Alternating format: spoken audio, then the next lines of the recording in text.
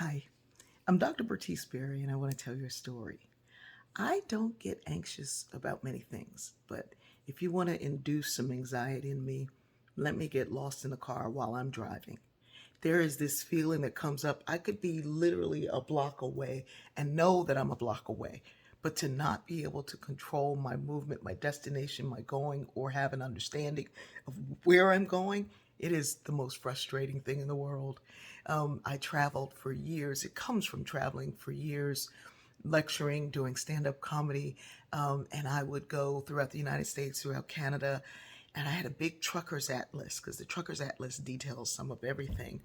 And not being able to know, I'd have to pull over and pull that out and find it. This was before GPS was everywhere. Um, I remember taking my kids to northern Minnesota to Pop Up Terry's lake cabin, and I had them learn to use the map. And the look on my son's face when he could predict what was going to happen. And I pulled over and I said, "What are we going to see around the corner?" And he was like, "I don't know, I don't know." "Look at it." "I don't know, I don't know." A park. We turn the corner and there's a park. He's like, "Oh," and the joy of being able to know ahead of time by being able to read that map was a big thing to him. This morning I learned something that was, it made me very proud. I learned that all GPS throughout the world is provided free by the United States. And that made me very proud. And I was listening to that and I was like, wait a minute, a black woman invented the GPS.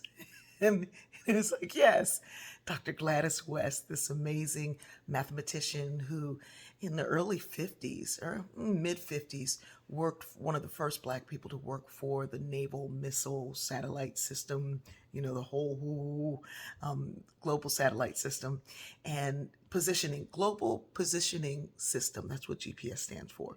She invented that. Dr. Gladys West invented that whole thing.